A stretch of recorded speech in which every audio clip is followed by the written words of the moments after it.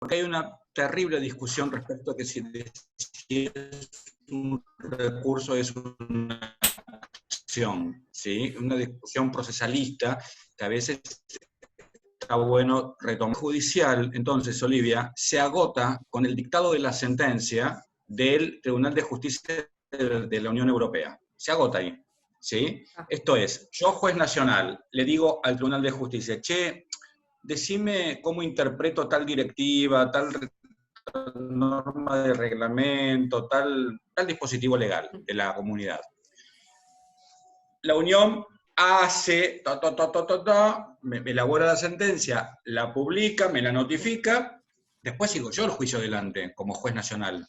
Entonces, cuando voy a dictar mi fallo, digo, en atención a lo dispuesto por el Tribunal de Justicia de la Unión Europea en su sentencia tal, notificada a tal fecha, la norma debe entenderse en este sentido, en consecuencia va enderezando la adecuada interpretación de los hechos probados a la luz de ese derecho tal cual lo invocó, no como lo invocaron las partes, sino como lo invocó Luxemburgo. Por eso dicen que los jueces nacionales son jueces comunitarios cuando hacen esto, porque están dictando derecho comunitario. Claro, que es para para el resto un asunto idéntico, por eso. Claro, ponele que se dictó un fallo, no sé, menganito versus fulanito, y la cuestión estaba en una directiva número tal, X, no importa, ¿sí? Bien, aquí que si después sultanito versus tienen la misma problemática a la luz de esa misma normativa, ya no van a tener que recurrir a Luxemburgo, porque ya las... Y el juez tiene la obligación de aplicarla. ¿Por qué erga omnes? Porque el juez nacional está aplicando el derecho comunitario, pero conserva, por supuesto, su facultad jurisdiccional de decidir cómo interpretar los hechos a la luz de ese derecho que se invocó en Luxemburgo. ¿Vamos bien? Sí, perfecto. La otra acción, que es por incumplimiento, no tiene nada que ver con la función prejudicial. El incumplimiento, cuando aparece, España se vio metida en un problema muy serio por el tema de los inmigrantes ilegales. Yo a veces no quiero abundar con jurisprudencia, porque si no, después estoy obligado a tomarla en el examen, ¿no? Entonces, pero bueno, sin citar el fallo, sin nada, les cuento. Entonces, claro, esto fue de preocupación para la Unión Europea, pues dice, che, pero España no estás cumpliendo con las normas que están dispuestas en materia del ingreso al territorio de la Unión. Y de esa manera, como vos ingresás en un territorio nacional, tenés la posibilidad de transitar libremente por todos. Está bien en los términos del Tratado del Schengen. Entonces, me estás perjudicando a mí, que soy Francia, por decir algo. ¿Está bien? Entonces, claro, eso por incumplimiento. Francia le puede decirle a España, che, flaca, a ver, vení, dejate hinchar y cumplí. Tenés que aplicar tal dispositivo, tenés que hacer esto, tenés que hacer lo otro. ¿Se entiende? Cuando España no escucha a Francia, pues Francia, ¿qué hace? Va a la comisión. Y la comisión empieza a apurar a España, y como no logró nada, la llevó a juicio. Y lo ganó. ¿Se entiende? A través de la acción de incumplimiento, porque le dijo al tribunal, che, está incumpliendo. ¿Vamos bien ahora, Olivia? ¿Sí? Perfecto. Muy bien. ¿Alguna otra duda? Perfecto, gracias. ¿Alguna otra duda? En el caso del recurso, de la acción por incumplimiento, perdón, sí. O recurso de incumplimiento, ¿no? Tengo entendido que la legitimación pasiva solo recae en los estados. Sí. ¿No? Okay. Sí. No, porque no me cerraba ahí el tema del caso de Telecom y Francia, eso que se mencionó antes. Ahí el incumplidor era una empresa privada, ¿o no? ¿O era el Estado de Francia que no había aplicado? No, era la empresa privada. Lo que pasa es que ahí el tema no fue al tribunal. Se lo resolvió administrativamente la comisión, internamente, porque la empresa decidió pagar antes de someterse a un escarnio, a un escándalo publicitario. Okay. ¿Se entiende? Claro. Sí. Si no hubiera ido por otra vía, ahora vamos a ver cuál es. ¿Vamos bien hasta acá? ¿Todos? Muy bien. ¿Ponemos las filminas, Marce? Muy bien. Nos habíamos quedado con el recurso de anulación, entonces, ¿sí?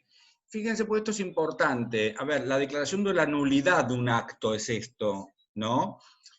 Y esto lo voy a leer para que no haya dudas. Dice, mediante este recurso, el demandante solicita la anulación de un acto de una institución, de un organismo de la Unión, en particular reglamentos, directivas y decisiones. Se reserva el Tribunal de Justicia, y miren bien esto, se reserva el Tribunal de Justicia los recursos interinstitucionales y los interpuestos por un Estado miembro contra el Parlamento Europeo y o contra el Consejo. A ver, si el acto que se quiere declarar nulo emanó del Parlamento o emanó del Consejo, ¿sí? Claramente, ¿sí? La función es propia del Tribunal de Justicia de la Unión Europea. Ahí viene la competencia, ¿entienden? Cuando el sujeto pasivo de este recurso es el Parlamento o el Consejo, entonces va a entender el Tribunal de Justicia de la Unión Europea, salvo que esto sea contra el Consejo en relación a en relación con las ayudas del Estado, el dumping o las competencias de ejecución, una excepción, ¿sí? Ahora, para todos los demás, es el Tribunal General competente, en primera instancia va a entender, ¿sí? Porque acá pueden ir particulares y Estados miembros. Fíjense, la legitimación activa está en cabeza de los particulares, personas físicas, jurídicas, Estados miembros, ¿sí? Que ven un acto que repudia el orden jurídico comunitario, tienen la vía de la anulación. Y esto lo puede hacer el Tribunal General, si no se trata de los específicos del Tribunal de Justicia de la Unión Europea, y luego se puede ir en apelación al Tribunal de Justicia de la Unión Europea. ¿Entendieron esto? Vamos al recurso por omisión. Están juntitos. Permite controlar la legalidad de la inactividad de una institución, de un órgano o de un organismo de la Unión. No obstante, no puede interponerse este recurso antes de que se haya requerido a la institución para que actúe. Una vez declarada la ilegalidad de la omisión, corresponde a la institución, al órgano o al organismo de que se trate adoptar las medidas necesarias para ponerle fin. La competencia para pronunciarse sobre los recursos por omisión se reparte entre el Tribunal de Justicia y el Tribunal General conforme los mismos criterios que se aplican para el recurso de anulación. ¿Por qué? Porque hay momentos, se ha dado, esto ha pasado, ha habido casos por omisión, en que tal órgano incumple, deja de actuar, y ahí es donde hay perjuicio para el individuo o para el Estado, entonces ahí es donde se abre la posibilidad del recurso por omisión. ¿Qué tiene que hacer el tribunal? Declarar que es ilegal esta espera. Declarar que es contraria a derecho. ¿Sí? Ahí tienen las dos legitimaciones, la pasiva y la activa, en ambas. ¿De acuerdo? Y la competencia originaria de uno o de otro tribunal. ¿Vamos bien? Pasemos a la siguiente filmina.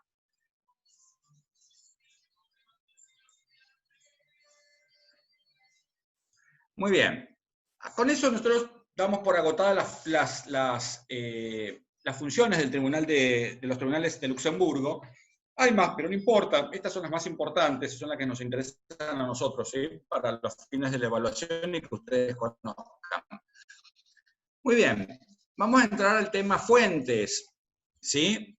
Y para poder entender las fuentes, vamos a entender los principios que informan el derecho de la Unión, ¿sí? Esto ya lo hemos analizado nosotros con otros términos. Estos son principios propios de la Unión Europea.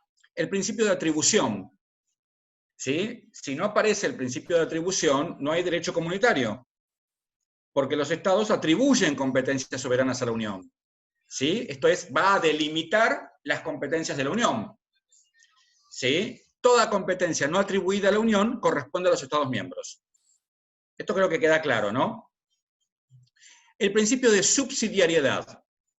La Unión, en los casos en que no sean de su competencia exclusiva, solo intervendrá cuando los objetivos no puedan ser alcanzados por los Estados miembros. A ver, ¿cuándo aparece la subsidiariedad? La Unión toma competencias impropias de ella y propias de los Estados cuando la inactividad de los Estados impide que se cumplan los fines de la Unión. Pero ojo, porque este principio de subsidiariedad no es absoluto, sino que va de la mano con el de proporcionalidad. ¿Por qué? Porque en virtud de ese principio, el contenido y la forma de la acción de la Unión no excederán de lo necesario para alcanzar los fines de los tratados. Es decir, no es un cheque en blanco para que la Unión haga lo que quiera, sino que la Unión tiene que justificar que va a tomar acciones impropias en beneficio del cumplimiento de los fines y objetos del tratado. Por eso, subsidiariedad y proporcionalidad aparecen juntas. ¿Sí? ¿Entienden esto? Medio ambiente fue un caso muy claro en la Unión, por ejemplo. Pasemos a la siguiente. Muy bien. Entonces acá aparece, ¿no es cierto? Conforme Lisboa, tenemos actos que son legislativos y actos que no son legislativos. Por ejemplo, los actos del Consejo Europeo no son legislativos en principio, ¿no? En los relativos al Pilar 1, por supuesto, ¿no? Y actos legislativos que son propios, por ejemplo, los del Parlamento, los del Consejo. Claro. Entonces acá aparecen las fuentes obligatorias de la Unión. Y esto nos lleva directamente al principio de jerarquía. ¿Qué es el principio de jerarquía? El derecho de la Unión está por encima del derecho constitucional de cada Estado. Acá no hay discusión de otra naturaleza cuando estudiamos a Conforti, cuando estudiamos a los clásicos, cuando estudiamos los mecanismos de incorporación, porque esto no es derecho internacional. Esto es derecho comunitario. ¿De acuerdo? ¿Vamos bien hasta acá? Muy bien. No, volvé para atrás un cachito. No. Sí, pará, que se me trabó. Sí, se me trabó. Bueno, perdón. Muy bien. Entonces, ¿qué pasa? Acá tenemos que son como el principio de jerarquía marca arriba el derecho comunitario, abajo el derecho constitucional de los estados. ¿Está bien? Perfecto. Y acá, entonces, tenemos que ver cuáles son las fuentes del derecho en ese sentido. Tenemos fuentes originarias, fuentes derivadas. Las fuentes originarias son, y acá te voy a responder a vos, Germán, que me preguntaste sobre esto. El derecho originario son los tratados fundacionales, ahí tenés tu respuesta, la Comunidad Económica Europea y la Comunidad Europea del Euratom, y las normas derivadas de la SECA. Fíjate, es originario. Ahí persiste, está presente, ¿sí? Más sus modificaciones, ¿no? El Acta Única Europea, ¿sí? El Tratado de Maastricht, el Tratado de Ámsterdam, el Tratado de Niza, el Tratado de Lisboa y la Carta de los Derechos Fundamentales. Pay attention here. Carta de los Derechos Fundamentales. No es el Tratado de Roma del 50, no. La Carta de los Derechos Fundamentales fue un instrumento no obligatorio que la Unión Europea puso a disposición de los estados ya en este siglo, pero que en el 2009, ¿sí?, entró como norma originaria, norma vinculante consecuentemente. Quiere decir que en Europa tenemos dos normas de derechos humanos. Más tenemos, pero en principio dos cuerpos normativos fuertes, que son el Tratado de Roma del 50 y la Carta de los Derechos Fundamentales de la Unión Europea, que es otro texto independiente, que es norma originaria. ¿Está bien? El derecho derivado está compuesto en principio por tres tipos de normas: los reglamentos, las directivas y las decisiones. Vamos a volver sobre los reglamentos. ¿Por qué? Porque los reglamentos, yo no sé si esto lo dice la otra filmina o lo digo yo. A ver, mostrame la que sigue, Marcelo. No. Bueno, volvamos para atrás entonces. Muy bien. Los reglamentos son la resultante de la tarea legislativa, al igual que las directivas. Pero ¿cuál es la diferencia entre una y otra? Un reglamento es una norma que se publica y tiene efecto directo, ¿sí? Mientras que las directivas, ¿sí?, armonizan las legislaciones. El fin de las normativas es la armonización de legislaciones, ¿sí? Olivia, por más que tapes la cámara ya, tu marido lo vimos todos. Es un genio, te alcanza un mate cuando estás estudiando. Sí, yo lo cago a pedos, entonces me dice, ay, bueno, pero te estoy dando un mate, nada. Obvio, saludalo al pibe. Muy bien. Entonces, la armonización de las legislaciones, ¿qué es esto casualmente? ¿Qué significa una directiva? La Unión establece estándares a conseguir, vamos a decir así, establece metas a conseguir. Entonces los estados tienen que armonizar sus legislaciones internas a efectos de que defienden. ¿Está bien? Las decisiones son más individuales, son regulación de empresas, es propio de la comisión, por ejemplo. ¿Está bien? Sigamos adelante, a ver, con otra filmina. Después hay fuentes no obligatorias. Por ejemplo, del derecho derivado, los dictámenes derivados de la SECA y las recomendaciones y decisiones derivadas de los tratados de la CSEA son no obligatorias, pero son fuentes, ¿de acuerdo? Resoluciones, informes, declaraciones y programas de acción. Acá es donde yo te dije a vos, Germán, empezaron como a coexistir y después la Unión fue levantando vuelo, ¿sí?, al punto que en Lisboa pasan a ser fuentes no obligatorias. ¿Está claro? Los reglamentos de régimen interno para funcionarios de la Unión y las decisiones que no tienen destinatarios son considerados por las doctrinas como actos sui generis y tienen carácter obligatorio. Claro, a ver, un reglamento interno de trabajo en los tribunales, ¿qué es eso? Son actos sui generis, ¿está bien? Pero son obligatorios, porque hay que cumplirlos.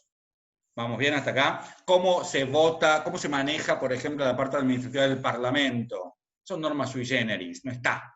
Lo que no está y está dictado en algún reglamento son normas sui generis, pero son obligatorias. ¿Está bien? Sigamos.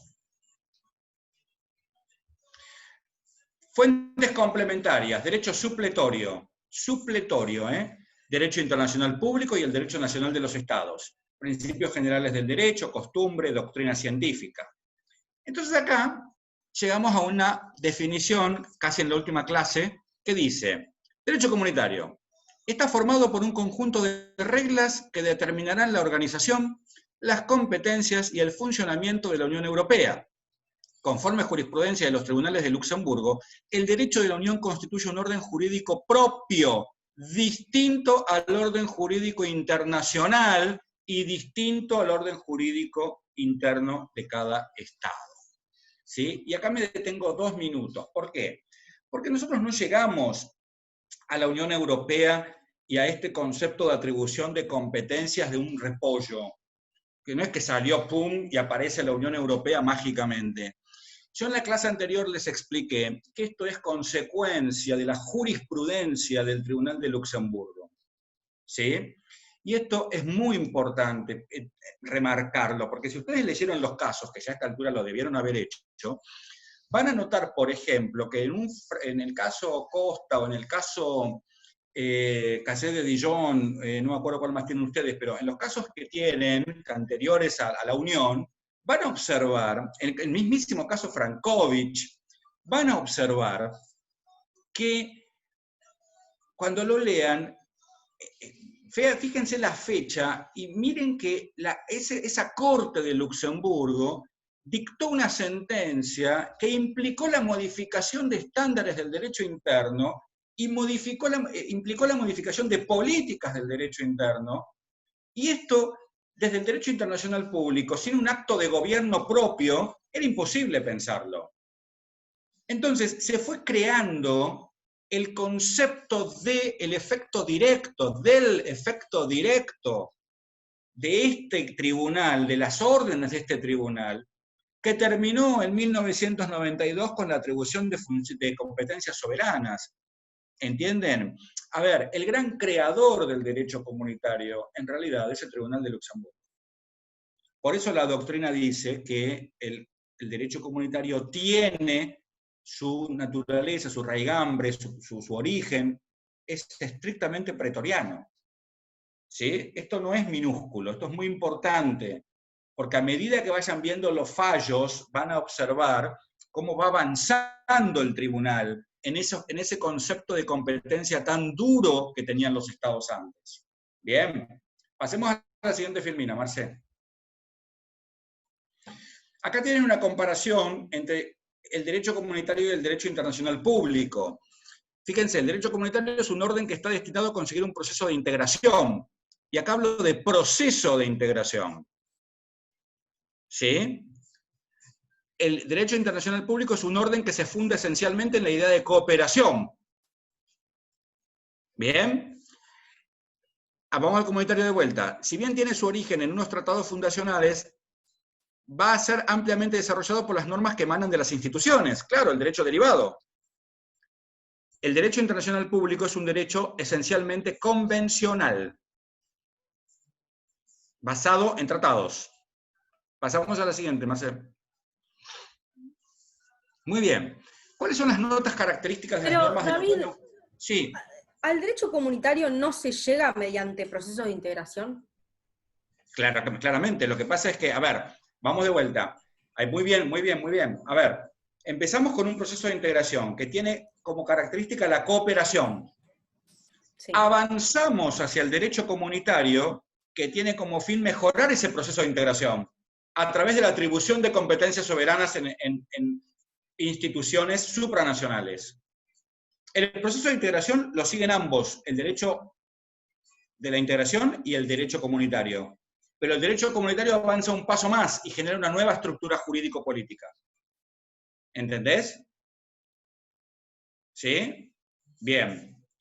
Sí. Entonces, perfecto. ¿Cuáles son las notas características de las normas de la Unión conforme al artículo 278 del TFUE? Acá también, Germán, te respondo a vos. Del TFUE, te explica cómo funciona, ¿sí?, la cuestión. Muy bien.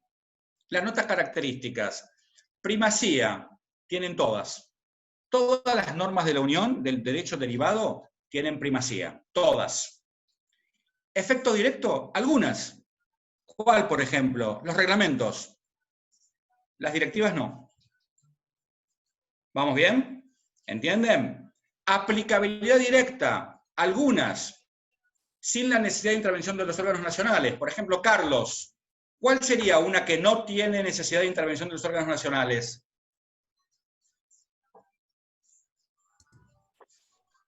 ¿Me escucha? ¿Sí? No sé. Ya me perdí. Bien, bien, bien. Pensa esto. ¿Cuáles entran directamente? ¿Te acordás? ¿Te quedó? ¿Cuáles entran directamente a funcionar? ¿Cuáles tienen efecto directo? Los reglamentos. ¿Por qué? Sí, los reglamentos que acabas de mencionar, sí. Claro, ¿por qué, Carlos? Porque casualmente no precisan que los órganos nacionales hagan nada, simplemente cumplir. Pero las directivas necesitan, ¿sí?, que los órganos nacionales hagan cosas. Porque son los que tienen que armonizar su normativa interna a la Unión. ¿Vamos bien? Bien. ¿Posibilidad de alegación? Todas. Yo puedo alegar todas. Perdón. Una cosa. Entonces, dale. Las que tienen efecto directo son, por ejemplo, los reglamentos, y las que no son de efecto directo, por ejemplo, son las directivas que no tienen efecto directo. Y la aplicabilidad directa sería lo mismo. O sea, los reglamentos sí tienen aplicabilidad directa porque no necesitan la intervención de ningún órgano, pero las directivas sí necesitan. Exactamente, tal cual, tal cual. Uno tiene que ver con directamente la norma y otro tiene que ver con la posición que el Estado toma frente a la norma comunitaria. ¿Está bien? Sí. Y acá se alegan todas. Todos podemos alegar todas. Sigamos a otro. Germán, ¿querías decir algo? No, estoy pensando, queriendo distinguir bien lo que es el efecto directo y la aplicabilidad directa, pero creo que con lo último que se dijo me está quedando más claro. Lo estaba Claro, tiene que ver más con la mirada desde lo organizacional del Estado y la norma en su aplicabilidad de pleno en el otro plano, ¿sí? Esa es la principal distinción. El efecto directo... Cuando yo pienso en el efecto directo, pienso en la norma en sí misma. Cuando pienso en la aplicabilidad directa, digo, si yo como órgano del Estado tengo que hacer algo o no. ¿Vamos bien? Nada más que eso. Es una mirada diferente, simplemente eso. La aplicabilidad directa es una consecuencia del efecto directo. Totalmente, claramente. Y perdón, y hago otra pregunta porque Sí.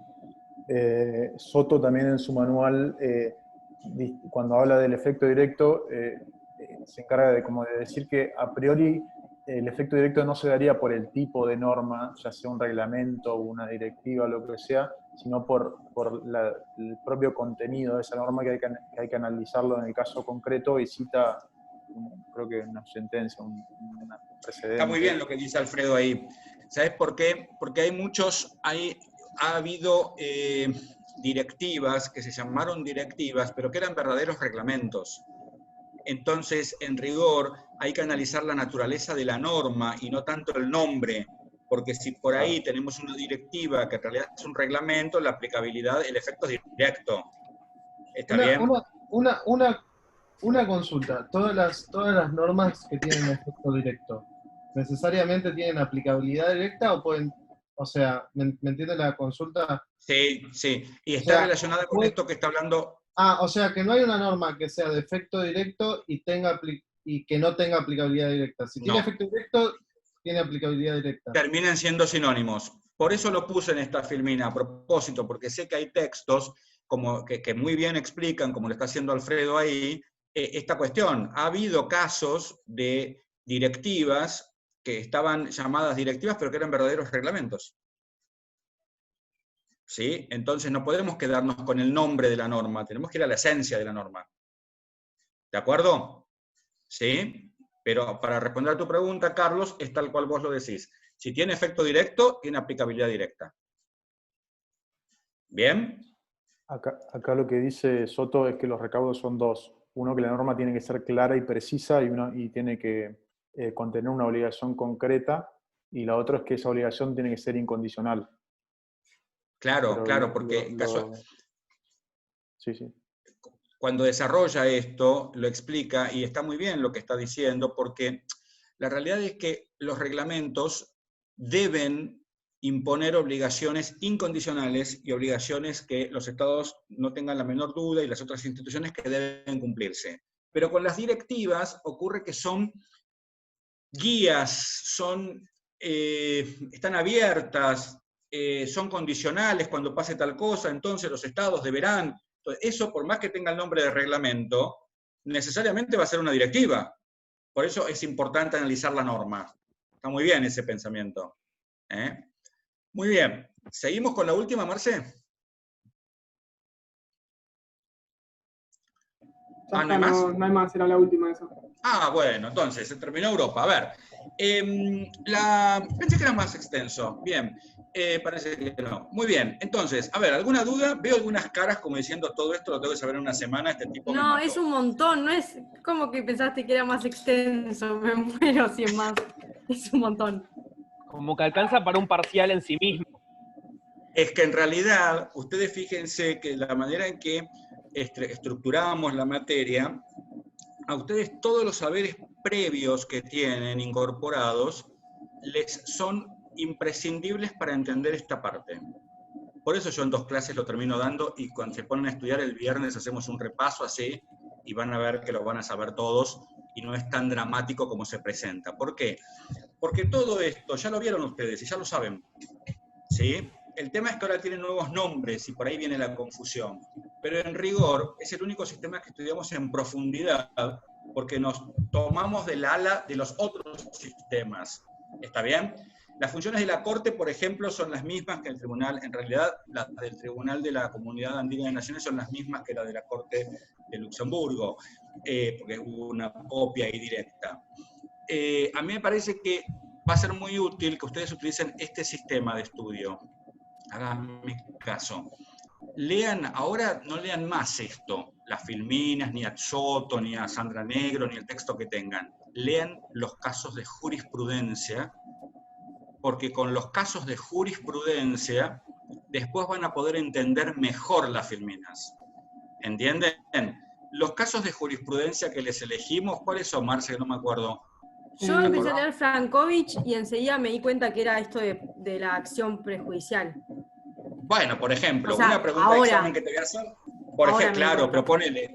Claro, Frankovich. Frankovich es un caso típico de prejudicialidad. Y yo en el examen, digo, a ver, ¿qué caso leíste? A ver, hablame de Frankovich. Y el alumno empieza a hablar, y empieza a contar. Y yo lo suelo frenar. A ver, ¿en qué función está interviniendo la Corte acá? Entonces, ahí es el primer paso. Entonces, ¿quiénes son los legitimados? ¿Quiénes pueden llegar a esta función ante la Corte?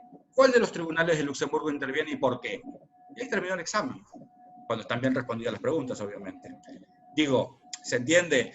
Con esto quiero decirles, no es tan dramático. El punto es que a veces, y esto lo repito todas las cursadas, y en todas las cursadas tengo sorpresas desagradables con una parte del alumnado, no leen jurisprudencia. Entonces vos le decís, bueno, ¿qué caso leíste? Pero ni siquiera un caso particular. De los casos que publicamos, que te pedimos, que te rogamos que leas, ¿cuál leíste? Y te mira, no falta la alumna, el alumno, que te mira y te dice, no llegué, doctor. Y vos ahí tenés que decir, venite al recuperatorio, entonces. La peor frase, no sé. Claro, no, lo mismo. Sé. Ahora vamos a hablar de eso también. Claro. Te pregunto, a ver, hablame de África, no sé. Y si me decís no sé, el reconocimiento de parte, relevo de toda prueba es un adagio procesal aplicable en la especie. Bueno, si no sabe, ya el alumno reconoció que no sabe, tiene que venir al recuperatorio. ¿Se entiende? A ver, es como que yo soy intento cuidar el lenguaje, tanto el escrito como el verbal, y me parece que hay que ser cautos, ¿no? Y algunas muletillas, no sé, no. Y si el docente te hace alguna pregunta, bueno, responde.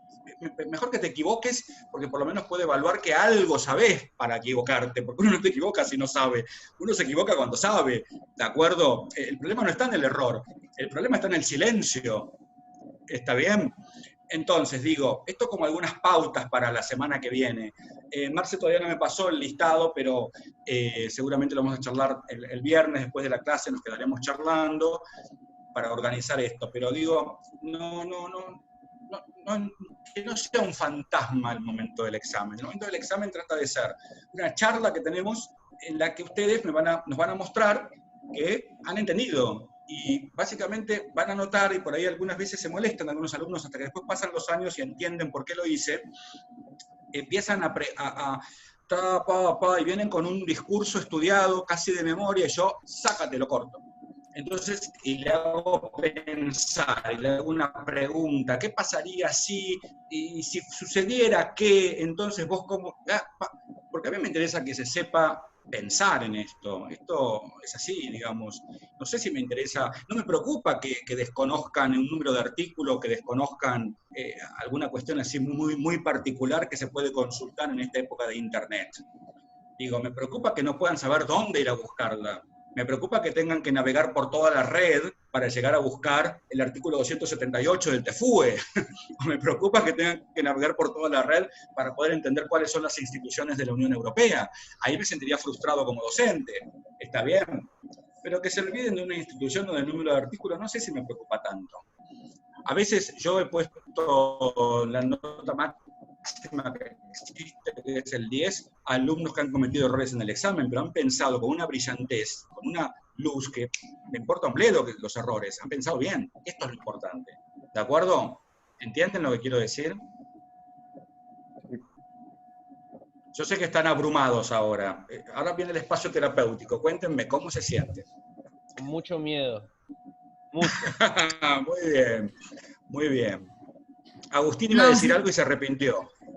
No, siento que tengo un cúmulo de información que no entiendo nada. Pero bueno. Ajá, muy bien, muy bien.